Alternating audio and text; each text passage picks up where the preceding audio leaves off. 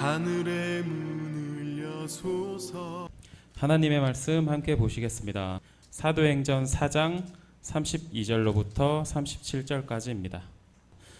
믿는 무리가 한 마음과 한 뜻이 되어 모든 물건을 서로 통용하고 자기 재물을 조금이라도 자기 것이라 하는 이가 하나도 없더라.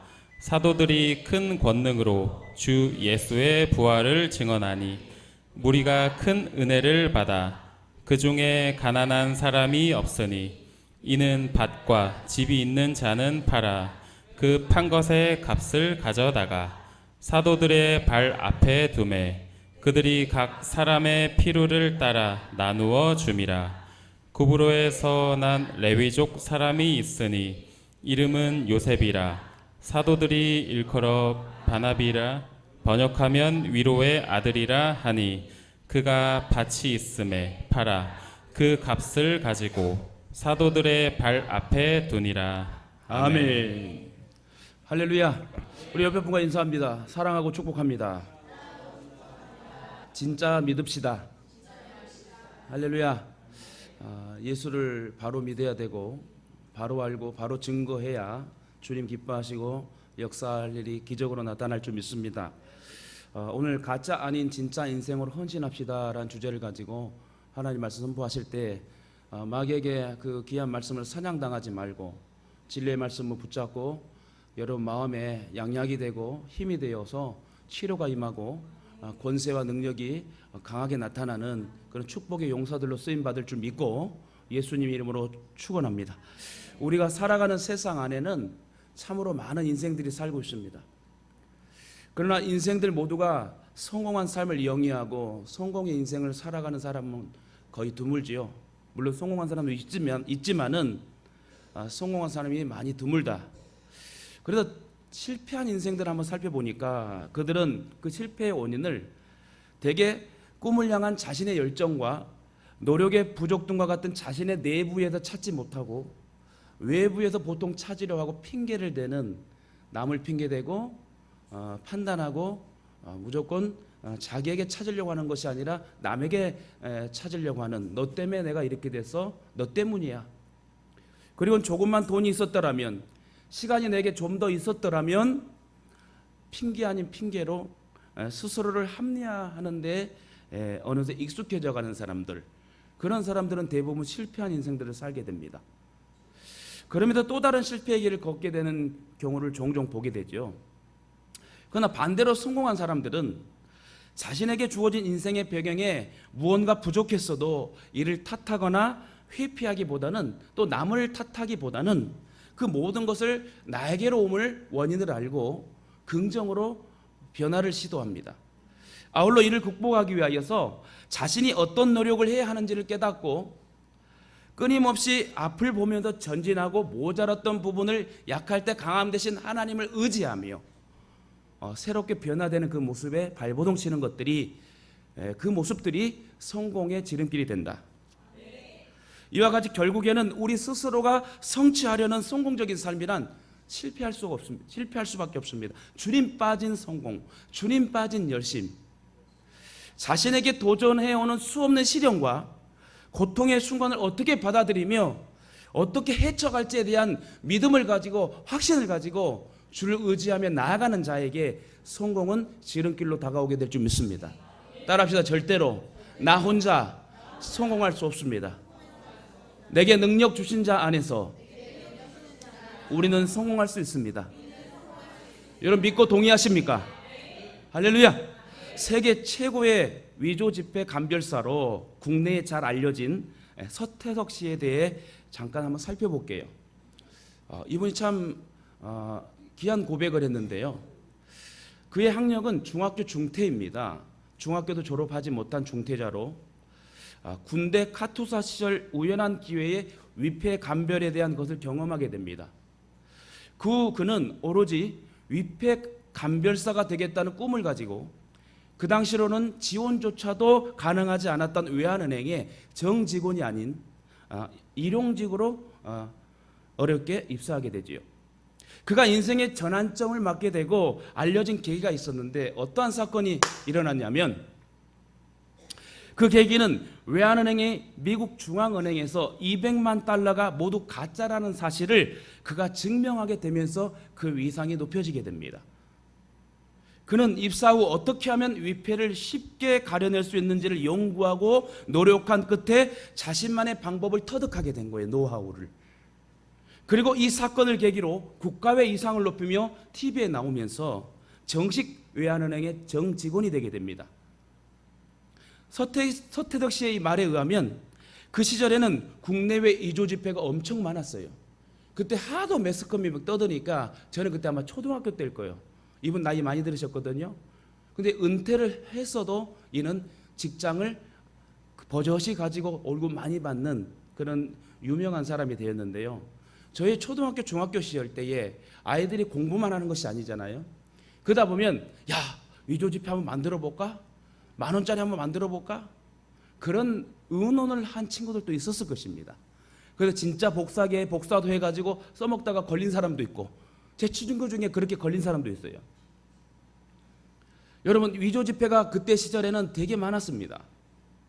하물며 중국 영화를 봐도 천장지구, 뭐 첩혈상우, 동방불팽 뭐 이런 영화를 봐도 대부분 이 갱단 이 조직이 위조 지폐를 만드는 그런 공장 장면들을 또 보고 여러분들 봤을 것이지만, 아무튼 그때 암울한 시대에 제일 만행했던 것이 위조 지폐가 많았다. 하지만 그는 지금까지 수많은 위패를 감별하면서도 단 한 번의 실수도 하지 않고 정확하게 위패를 감별해냈습니다. 아울러 기계보다 더 빠르고 정확한 손놀림으로 그 감별 능력은 현재 기네스북에 올렸다고 그러지요. 하지만 그의 이런 이면에는 특히 그가 세계적인 위패 감별사의 자리에 있기까지 그의 엄청난 노력이 있었고 피나는 노력, 땀의 수고가 있었다. 그래서 그가 저서 쓴 진짜 인생이라는 책에서 그는 이렇게 고백합니다. 그는 위패 감각 능력을 높이기 위해 인간이 가지고 있는 오감의 능력을 키우기 위해 고통스러운 시간을 보내야만 했고, 스스로 느슨해질 때마다 자신을 엄중하게 채찍질했대요. 아니야, 내 자리를 지켜야 돼. 아니야, 내가 무너져서는 안 돼. 이 또한 지나가리라. 나는 세계 최고의 위패 위조 지폐 감별사가 될 거야 하며 그는 고생하며 그는 그 자리에 오르게 되어 있죠. 그는 이 책에서 말하기를 수많은 위패를 감정하면서 살아온 자신의 인생을 회고하면서 이렇게 말합니다. 가짜 인생을 살지 말고 진짜 인생을 살라고 그는 거듭거듭 그 책에 강조하지요. 여러분, 기회 있으면 서태덕 씨의 진짜 인생이라는 책을 한번 보시면 많이 도움이 될 것 같아요. 가짜 인생을 살지 말고 진짜 인생을 살아라. 학벌 중심이 된 우리나라에서 그는 짧은 학력으로 그가 속한 회사의 조직 내에서 어쩔 수 없는 차별과 멸시를 당하면서도 그는 굴하지 않고 결코 자신에 대한 믿음을 저버리지 않았습니다. 그는 해낼 수 있다는 믿음과 노력을 게을리하지 않았으며 정직하게 살기 위해 노력했답니다. 최근 우리 사회의 학력 위조의 문제로 세상이 온통 떠들썩하고 논문 표절, 학력 위조 떠들썩합니다. 또한 가짜 상품을 진짜로 위장해서 팔고 사고 했던 어제의 일들, 이제 그리 큰일도 아니듯이 짝퉁 신발, 짝퉁 옷, 짝퉁 브랜드 너무너무 많죠. 예전에는 그렇게 브랜드를 표방해서 팔게 되면 벌금 막 5천만 원, 1억을 매겼는데 지금은 그런 벌금도 없는가 봐요. 조금만 여러분 가게 되면 정상적인 브랜드 매장 아닌 길거리에서도 9,000원, 10,000원이면 브랜드의 옷을, 신발을 살 수 있어요. 진짜 가난한 사람은요, 저 같은 사람은요, 그런 거 한번 입어도 진짜 같은 마음으로 입고 다니죠. 근데 진짜로 가난하고 없는 사람은 그 한 번 브랜드를, 정품 브랜드를 한번 입어보고 신어보려고 얼마나 애를 쓰는지 모르지요.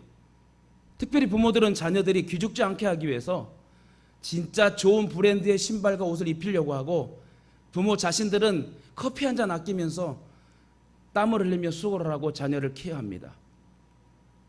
어쨌든 문제는 가짜가 진짜인 양 행세를 하여서, 그래서 정말 진짜 인생다운 인생들이 현실에서 대우받지 못하는 이 현실, 진짜 착하게 살려고 하고 진짜 바르게 살려고 하는 목회자, 성도들, 사람들이 있습니다. 그러나 이런 가짜 인생들이 진짜인 양 행세를 하며 진짜 포커페이스를 할 때 거룩한 포커페이스를 해야 되는데 앞에서는 거룩, 뒤에서는 타락. 이런 인생들이, 가짜 인생들이 많다. 교회 안에서 너무 많다는 거예요. 교회 안에도 범죄가 많고, 교회 안에서 수군거림이 많고, 교회 안에서 거짓말, 속임, 정직하지 못함, 서로 미움과 분노, 아직도 변화되지 않는 이기적인 나의 모습들, 이런 것들이 세상 사람들은 주님을 알지 못하지만, 그래서 그렇게 내버려두고 살겠지만 우리 믿는 사람은 어찌할 거예요?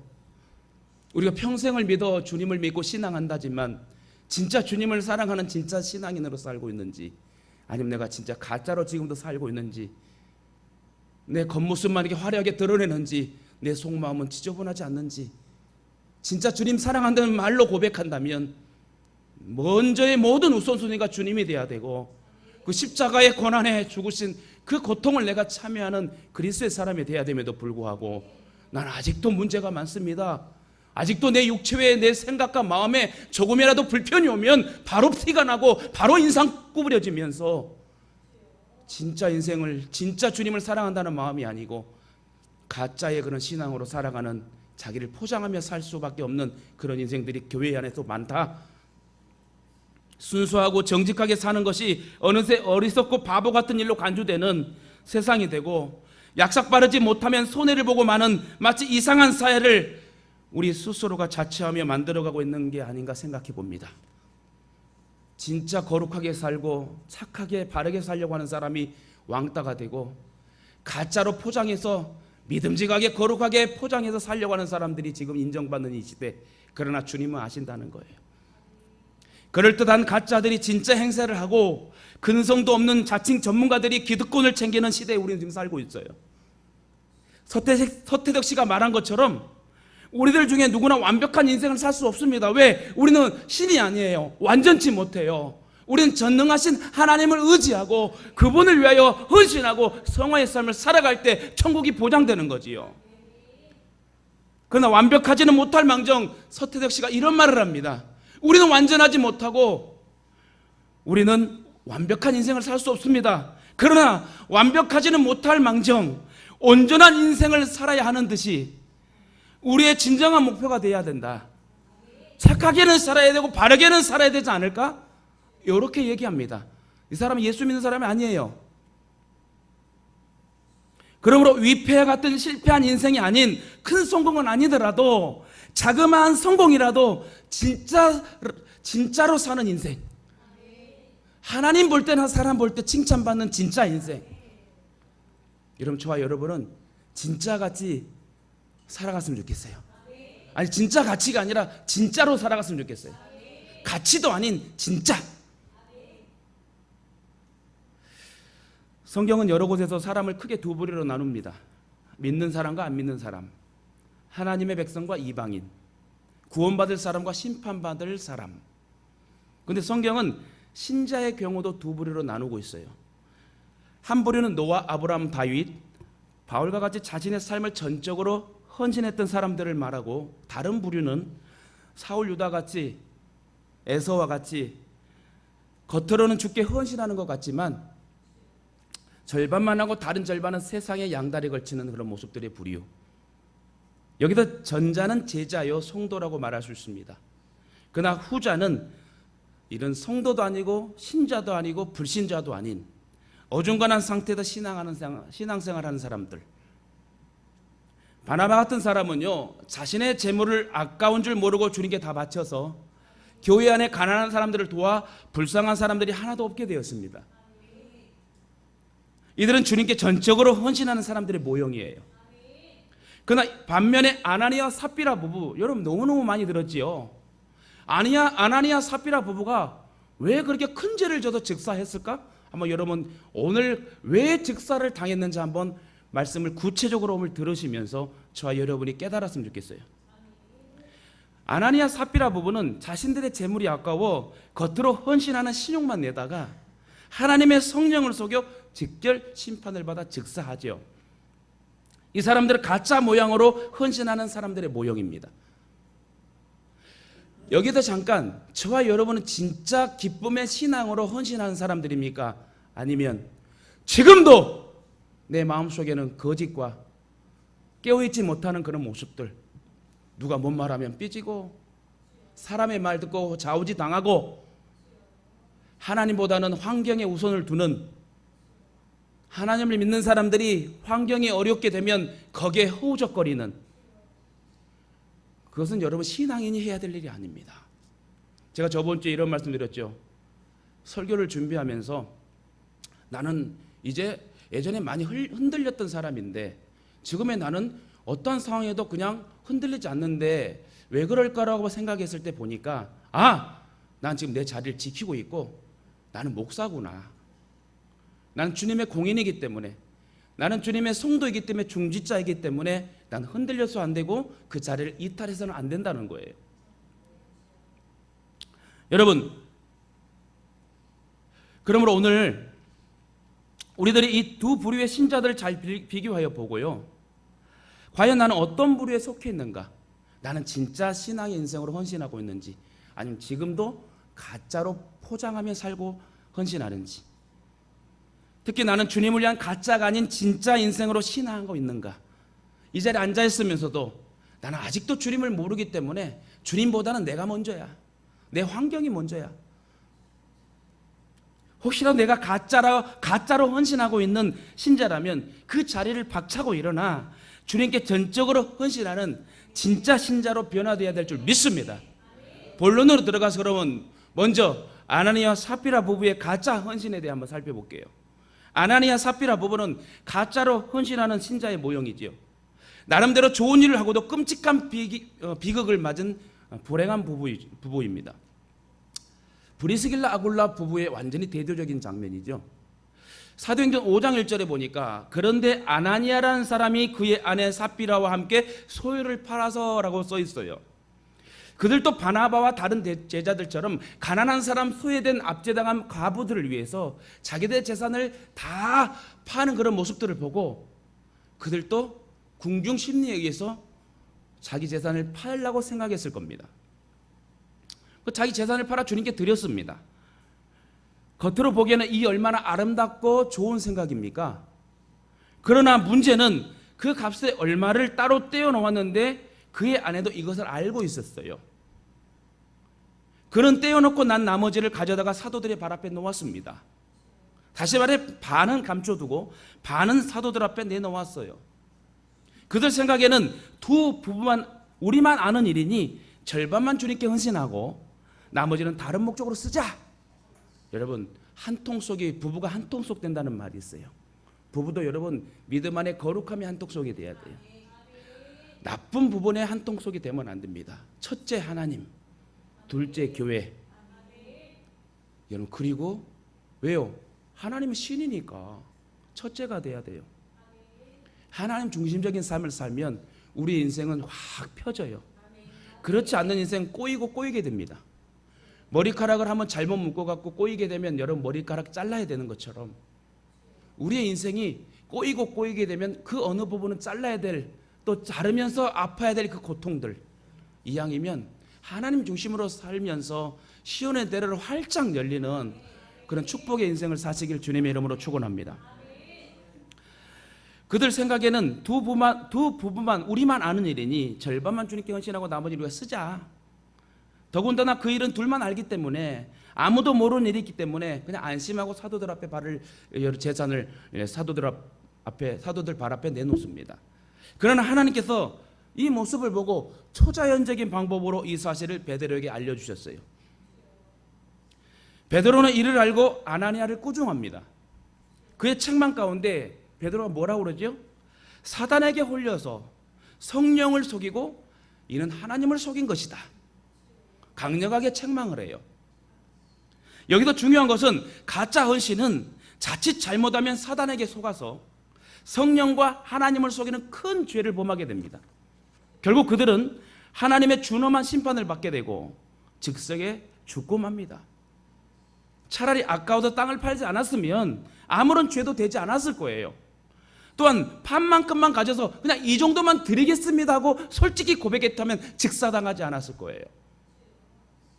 그러나 그 사실을 숨기고 다 헌신한 것처럼 성령과 하나님을 속였기 때문에 그런 비극을 만났던 것입니다. 여기까지는 수많은 목회자들이 설교를 이렇게 했을 거예요. 지금도 제가 이렇게 하면서 여기서 하나님 우리에게 왜 그러면, 물론 그럴 수 있어. 성령을 속였고 포장한 것은 나쁜 일이야. 근데 죽을 만큼 나쁜 일인가 생각하는 의아해하는 사람들이 있을 겁니다. 여러분, 오늘날 주를 위해 헌신한다고 하면서도 이같이 어리석은 일을 하는 사람들이 많아요. 그러면 왜 아나니아와 삽비라가 그런 죄를 범했으며 또 그런 심판을 받아야 했는지 한번 구체적으로 한번 살펴보겠습니다. 그리고 왜 그렇게 죽을 만큼 큰 중죄였는가도 한번 생각해보고 한번 살펴봅시다. 여러분, 말씀 쏙쏙 들어와요? 들어온 것 같아요. 여러분 눈이 저를 다 쳐다보고 있어요. 정말 반가워서 보고 싶은 얼굴. 항상 그런 목회, 항상 그런 성도, 항상 그런 신앙의 삶이었으면 좋겠습니다. 왜 심판을 받아야 했는지, 첫째 욕심 때문에 그래요. 욕심. 이 부분은 다른 초대교회 성도들처럼 다 예수를 믿고 구원받았어요. 그리고 성령도 체험한 사람들이야. 이 정도면 권사 장로급이란 말이에요. 그래 안 그래요? 하나님 만났죠, 구원받았죠, 성령 체험했죠. 이거 서리집사 수준이 아니라 그냥 막 전도한 그런 청년의 수준이 아니라 어떤 수준? 장로 권사의 수준이다. 그들은 예수를 믿고 그를 따르는 기쁨을 체험했던 사람이에요. 그래도 그들은 누구보다도 은혜 받은 성도가 마땅히 해야 할 일들을 잘 알고 있는 사람들이다. 내가 장로로, 내가 권사로 무슨 일을 교회 위해, 주님을 위해 해야 된다는 것을 아는 사람들. 교회 안에서는요, 하고 싶어도 몰라서 못하는 사람이 있고, 또 안타깝게도 알면서도 누군가 하겠지라는 그런 연약한 사람들도 있다. 바나바와 다른 성도들처럼 자신의 재물을 바쳐 구제와 전도 사업에 사용해야 한다는 사실도 알았어요. 왜? 그때의 역사적 배경은 너무 가난하고 헐벗고 굶주리는 과부와 자녀들이 많이 있었기 때문에 그렇게 전 재산을 팔지 않으면 이 모두가 같이 먹고 마실 수 없고 교회를 세울 수 없는 위급한 상황이에요. 그래서 그 예루살렘 교회의 연약함을 알고 사도 바울은 구제 선교를 하며 많은 연합 교회들을 해서 예루살렘 교회를 다시 세우자 하고 헌금을 모아서 보낸 사실도 성경에 기록된 것처럼 이때는 너무너무 가난한 상황이었어요. 그래서 진짜 있는 사람들이 퍼주지 않으면 가난한 사람들과 부자들의 갭이 멀기만 하고 이 위기를 넘어갈 수 없는 상황입니다. 여기서 잠깐 저와 여러분이 깨달아야 될 게 있다면, 여러분, 돈은요 있을 때 쓰는 게 아니에요. 멋지게 쓸 수 있는 것은 내가 그 마음에 감동이 와서 없어도 과부의 두 렙돈처럼 이 드림으로 인하여, 헌신으로 인하여 교회와 영혼이 살아난다면, 저는 이번에 학생회 정말 감사했어요. 120만 원이라는 돈이 들었습니다. 저는 그게 하나도 아깝지 않았어요. 왜? 한 영혼이라도 하나님을 만나고, 아까 우리 전사님이 잠깐 멘트했던 것처럼 그렇게 얌전한 아이, 그럴 말을 하고 싶지도 않고 진짜 할 줄 모르는 아이들이, 목사님 물어보고 강요도 안 했지만 엊그제 교회에 와서 목사님 저는 반드시 천국 갈 거예요. 이런 고백의 말을 들을 때, 아, 역시 하나님은 바울은 물을 심고 아볼로는 물을 주고 하나님이 자라게 하시는 것은 하나님의 역사시구나. 이 복음의 열정은 진짜 우리가 순종만 하고 행하면 역사는 일어난다는 거예요. 이는 그리스도인으로 마땅히 해야 할 의무요 특권을 알고 있음에도 불구하고 아나니아 삽비라는 성령을 속인 거죠. 그러나 막상 이 일을 행동으로 옮기려고 할 때 그들은 세상에 대한 욕심 때문에 주저앉기 시작합니다. 사단의 유혹에 빠지게 됩니다.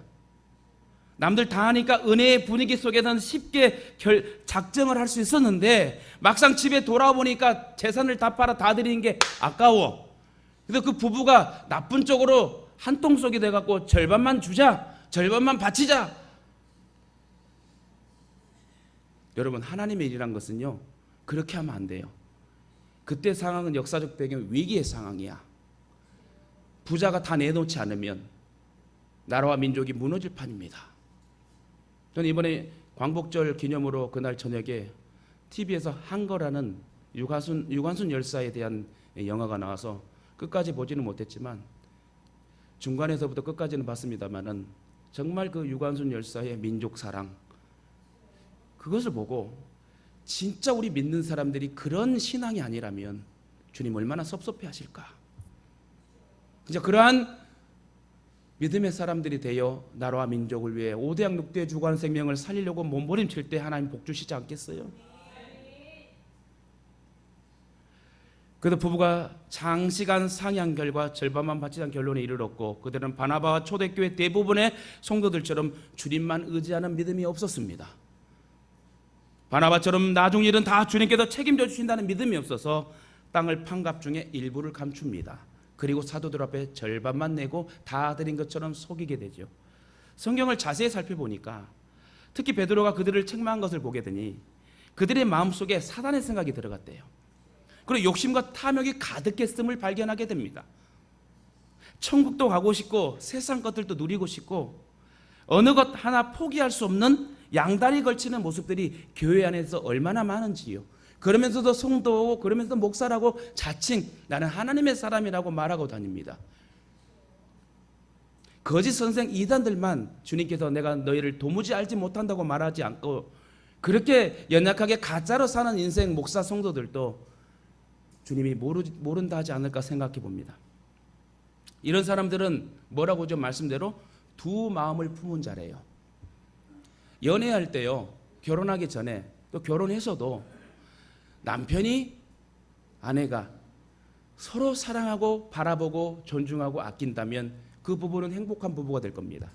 그러나 남편이든 아내든 마음이 바람이 나서 다른 남자 다른 여자를 보게 되면 그 가정은 풍파가 일어나고 풍지박살되고 거기서 자녀가 나오게 되면 그 자녀는 불쌍한 존재가 되죠.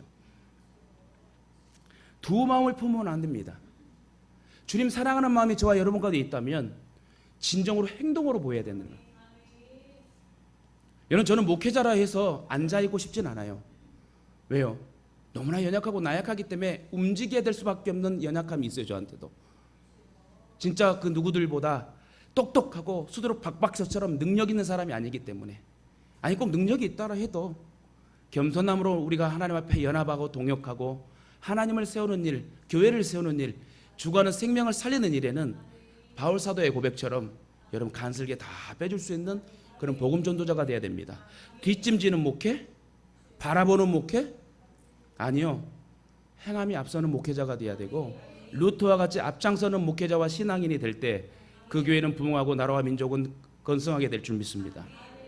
이들 부부는 사람들의 눈만 잠깐 속이면 된다고 생각했어요. 특별히 교회 안에서도요, 목사를 속이는 사람들이 있어요. 양심을 속이고 앞에서는 그렇게 거룩한 척 뒤에서는 아닌 거. 어떤 분은 목회자를 욕하는 사람도 있죠.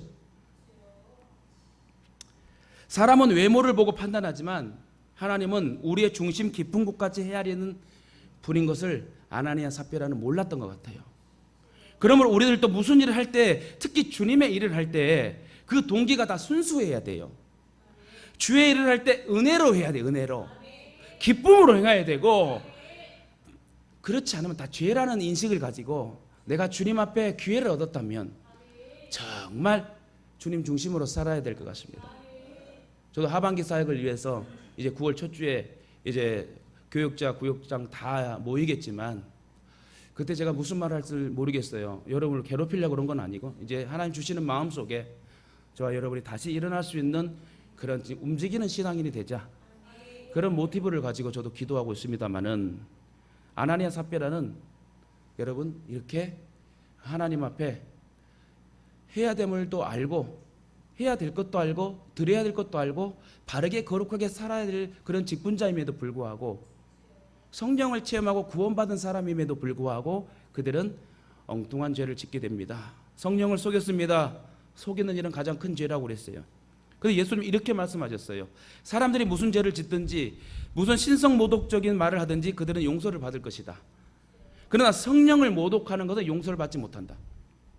또 누구든지 인자를 거슬러 말하는 사람은 용서를 받겠으나 성령을 거슬러 말하는 사람은 이 세상에서도 오는 세상에서도 용서를 받지 못하리라. 이 말이 무슨 말인 줄 아세요, 여러분? 예수를 알지 못했을 때는 그냥 주님이 용서할 수 있어요. 그래, 네가 나를 모르니까, 제대로 알지 못하니까 실수하는 거 내 용납한다. 그러나 예수를 알고 나서 성령과 피로 거듭난 자는 그렇게 예수를 몰랐던 상황에 행동을 해서는 안 된다. 다시 말해, 이들이 예수를 증거하며, 제자들이 예수를 증거하며 예수의 영, 더 강화된 영, 보혜사 성령을 의지하며 나아갈 때 역사가 일어났던 것처럼, 예수 그리스도께서 공생의 사역을 하셨을 때 많은 제자들도 그렇고 가까이 있는 베드로, 야고보, 요한 수석 제자들도 주님의 십자가 죽으심 때 다 도망가고 배신했던 사람들이에요. 이 말이 뭐예요? 그럴 수 있어, 니들이 나를 몰랐으니까. 그러나 내가 십자가에 죽고 3일 만에 부활하며 다시 승천하고 재림할 때에 너희들에게 승천할 때 내가 뭐라고 그랬죠? 뭘 보낸다고? 보혜사 성령을 보낸대요. 그 예수의 영을, 더 강화된 보혜사 성령을 보냈어도 그때도 믿지 못한다면 그때는 성령을 모독하는 것이다. 이 말씀은 우리가 진리에 대한 지식을 얻은 뒤에도 짐짓 죄를 짓고 있으면 안 된다는 거예요. 무슨 말이에요? 예수를 모를 때는 인터넷 댓글 악플들을 보게 되면, 예를 들어서 아나니아 삽비라 부부의 즉사당한 것을 딱 인터넷 치잖아요. 그럼 어떠한 댓글이 다는 줄 아세요? 아니, 참 기독교가 개독교네, 뭔 큰일이라고 죽이기까지 해, 아주 하나님이 너무 저기 하는 거 아니라라는 그 댓글이 달려 있어요. 근데 여러분, 그 세상 사람들은 하나님을 모르니까 그렇게 댓글을 달고 악플을 달 수 있습니다. 근데요, 아나니아 삽비라는 구원받고 성령을 체험하고 하나님을 알고 어떤 일을 해야 될지 알면도 불구하고 그들은 성령을 속였다는 거예요. 저와 여러분도 마찬가지입니다. 예수를 알았으면 그 예수 안에서 훈련돼야 되고 준비돼야 되고 바른 삶을 살아야 되는데, 예수를 알면서도 이것은 해야 되지 안 해야 되는데 자꾸 속이고 거짓말하며 나쁜 마음을 가지고 미워하고 분노하고 변화되지 않는다면 그걸 뭐라고 하냐고요? 짐짓 죄를 진다. 즉 구원도 받고 내세의 기쁨도 다 체험한 신자가, 성도가 짐짓 죄를 범하면 절대로 용서받을 수 없대요. 짐짓이란 말은 무슨 말인지 아세요? 짐짓, 의도적으로, 기쁨으로. 다시 말해 여러분, 그 죄를, 똑같은 죄를 기쁨으로, 의도적으로, 계획적으로 한대요. 누가? 예수를 안 사람들이. 그래, 주님 마음이 얼마나 아프고 익은 곡식 거둘 자가 없는 이때에 누가 나를 위해 갈까? 여러분, 저와 여러분 이사야 선지자 같이 나를 보내소서 하고 고백하는 그런 결단이 있어야 될 줄 믿습니다. 이 세상에 세상 사람들도 가짜가 많지만 믿는 교회에 나오는 사람도 가짜가 많아요. 다시 말해, 죄를 마지못해 자기 힘으로 할 수 없어도 짓는 것이 아니라 아주 의도적으로, 계획적으로, 기뻐함으로, 사단 마귀가 기뻐하듯이 좋아하는 그런 모습으로 하나님을 마음 아프게 하는 것, 그것을 뭐라고요? 짐짓 죄를 진다. 우리들은 이 사건을 통해 큰 교훈을 얻어야 합니다. 아나니아와 삽비라처럼 한때 은혜도 받고 주님을 위해 헌신도 한다고 하던 사람들도 타락할 수 있다는 것을 경종을 보여주는 거예요. 그래서 주여 주여 하는 자마다 천국에 들어갈 것이 아니냐라고 말하고요, 하나님 말씀에 순종하는 자라야 천국에 들어간대요. 이렇게 귀한 거룩한 말씀을 듣고 나서도요, 어떤 이들은요 교회를 비방하고요, 어떤 이들은 싸우고요, 어떤 이들은 교회를, 목회자를 판단하고요. 절대 여러분 부모들은요 가족이나 자녀들 앞에 교회 목회자 얘기해서는 안 돼요. 아예 하지 말아버려요. 칭찬할 일 아니면 하지 말아버려야 돼. 다시 말해, 하나님을 만나고 배웠고 알았으면 말씀을 붙잡고 이제는 진짜 신앙인으로 살아야 된다는 거예요. 그래서 진짜 헌신이 드러나야 된다는 거예요. 하나님 우리 모두에게 진짜 신앙을 원해요. 진짜로 드리는 헌신을 원해요. 이랬다 저랬다 하는 게 아니라 진짜 주님 사랑하는 마음의 열정이, 눈물의 감격의 기쁨으로 짐짓 죄를 계획적으로 지는 거에 반대로 짐짓 진짜 하나님을 기쁨으로 내가 그 하나님을 놓치지 않고 정말 믿음으로 살겠다는 그 마음. 두 번째로 마지막으로 바나바의 진짜 헌신에 대해 한번 살펴보고 마칠게요. 바나바는 은혜 받는 성도의 모형입니다. 이번 주 금요일 것도 할 수 있거든 은혜 받자는 말씀을 준비했어요. 은혜를 받아야 반짝반짝해요. 나중에 반짝이라는, 어제 운동을 하는데 반짝이라는 단어가 생각나가지고 반짝이라는 설교도 한번 해보려고 그래요. 옛날에 여러분 그 쇼를 하는 분들을 보면 눈에다가 뭘 얼굴에 바르죠? 반짝이. 그 반짝이 오래 가요? 그날만 가요? 그래서 나중에 반짝이 신앙이냐 진짜 신앙이냐 이것도 한번 준비해 보려고 그래요. 아무튼 여러분, 바나바는 주님께 자신을 전적으로 헌신했던 진짜 용사였습니다.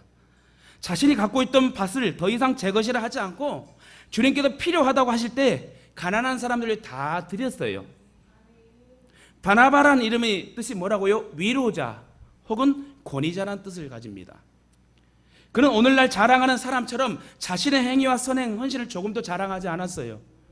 그저 겸손하게 자신이 마땅하게 해야 할 일이다 생각하며 그 가난한 자들이 살아야 된다는 그런 마음을 가지고 그는 재산을 다 팔게 됩니다.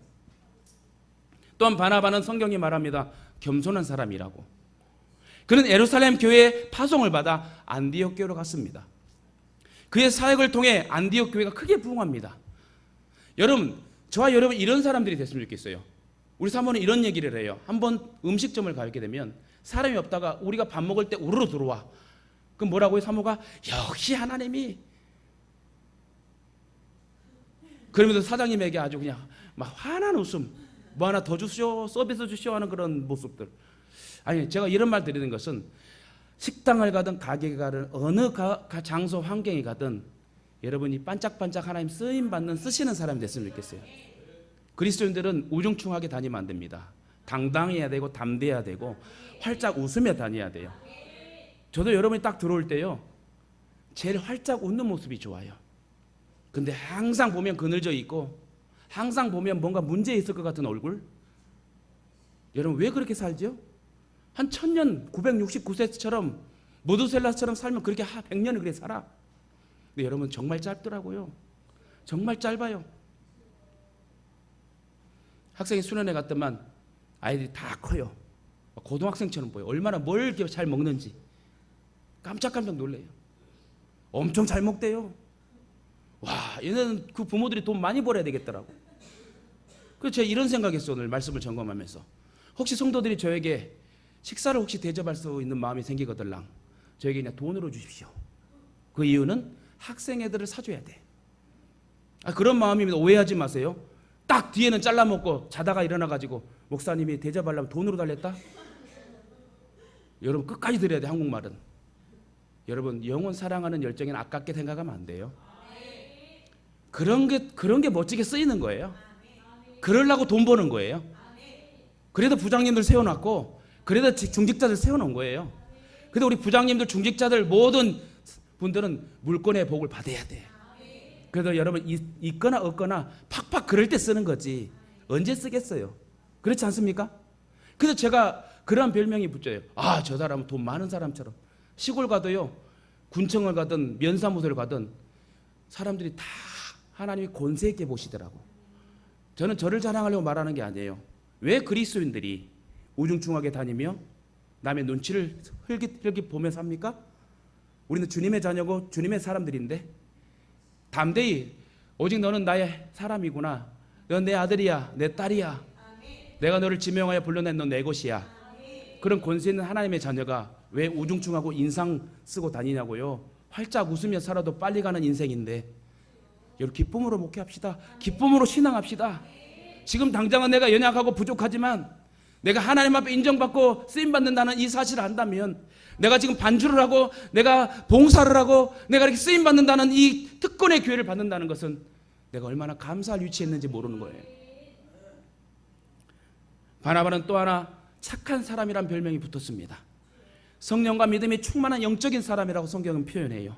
근데 더 놀라운 것은요, 그의 사역이 이처럼 성공적이었음에도 불구하고 많은 사람이 바나바 우러러 칭송하고 박수치는 그런 위치에 서 있음에도 불구하고, 결과에 대한 칭찬을 홀로 받을 수 있음에도 불구하고 자신의 한계를 알고 자기보다 더 적합한 사도 바울 후배를 키우게 됩니다. 이 얼마나 겸손한 모습입니까? 기독교 신앙에 자신보다 늦게 입교하고 훨씬 늦게 예수를 믿었으며 복음 사역에도 뒤늦게 뛰어든 후배인 바울을 높이고 자신은 2인자로 딱 내려와요. 주인공의 스포트라이트를 받을 수 있음에도 불구하고 조연의 역할로 확 내려옵니다. 얼마나 멋져요. 그래서 그 결과로 바나바와 바울의 사역을 통해 안디옥에서 양육된 그들의 제자들이 최초로 어떠한 이름이 불리게 됐다고요? 그때 그리스도인이라는 칭호를 얻게 됩니다. 여러분, 우리 예동의 성도들도 이러한 훌륭한 연합 동역 사역을 통하여서 그리스도인이라 불렸으면 좋겠어요. 요즘 교회와 교단과 각종 단체들이 서로 높아지려고 싸우고 지지고 볶고 다투고 치고받는 우리들의 모습과 얼마나 다르고 대조적인가 한번 반성해야 됩니다. 교단과 교회와 모든 집단 기관들이 서로 치고받고 기득권을 차지하려고 하는 이 모습을 주님은 기뻐하지 않습니다. 우리 이번에 수련회 간 사실이 아니라 수련회에 대해서 제가 느낀 부분에 잠깐 말하고 마칠게요. 14명의 아이가 갔고 우리 간사님 청년들에서 총 18명이 가게 됐습니다. 거기서 다른 은혜스러운 시간들을 했습니다. 그러나 해수욕하는 그 넓은 바다에 한 아이가 애지중지 아끼는 폰을 빠뜨렸어요. 근데 놔두고 가라고 그랬는데 방수팩에 넣으면 돼요 하고 목걸이 해가고 갔는데 파도가 이렇게 막 좀 세서 그런지 그게 이제 없어져 버린 걸 뒤늦게 알게 됩니다. 그 아이가 6시간을 다른 아이들은 해수욕을 하는데 그 아이와 몇 친구들은 그 아이폰을 찾으려고, 그 핸드폰을 찾으려고 해수욕도 못하고 그냥 그 아이폰이 추적되더만요. 그래서 떨어진 위치는 여기인데 이상한 쪽에 떨어져 있어요. 바다 한가운데예요. 한가운데는 아니지만 조금 수영해서 들어가는 위치. 그 물이 빠져야 찾을 수 있는 상황이었어요. 근데 그 아이가요, 그 친구들과 엄청나게 애타게 그 아이폰을 찾아야 된다, 그런 마음을 갖는 그 모습을 보고 제가 뭘 느꼈는지 아세요? 한 영혼을 애타게 기다리는 하나님의 사랑. 또한 제가 어저께 설교 점검하면서 썼어요. 직접이요. 넓은 바다에 어디 있는지 모를 포기할 수밖에 없는 상황에도 우리를 포기하지 않고 기다리는 사랑. 우리가 너무 소중하고 귀하기에, 소중한 우리가 가짜 인생이 아닌 진짜 인생으로 살게 하기 위해서 우리를 위해 죽으시고 3일 만에 부활하시고 승천하시고 다시 오실 재림의 주, 그 주님이 나의 하나님 아버지라면 우리는 아나니아 삽비라처럼 사는 것이 아니라 우리가 해야 됨에도 알고, 드려야 됨에도 알고, 헌신해야 됨에도 알고, 전도해야 됨에도 알면서도 그냥 앉아있는 신앙이 아니라, 가짜 인생이 아니라 바나바처럼 하나님이 책임져주고 보상해줄 것을 믿고 믿는 마음으로 나를 온전히 드릴 수 있는 복음 전도자, 말씀의 실천자, 겸손한 착한 바나바 같은 그런 축복의 인물이 되기를 원해요. 그래서 우리가 행복하게 살면서 기쁨과 평강으로 찬양하는 모습을, 찬양받기 원하신 그 하나님을 여러분 온전히 평생을 송축할 수 있는 저와 여러분 됐으면 좋겠습니다.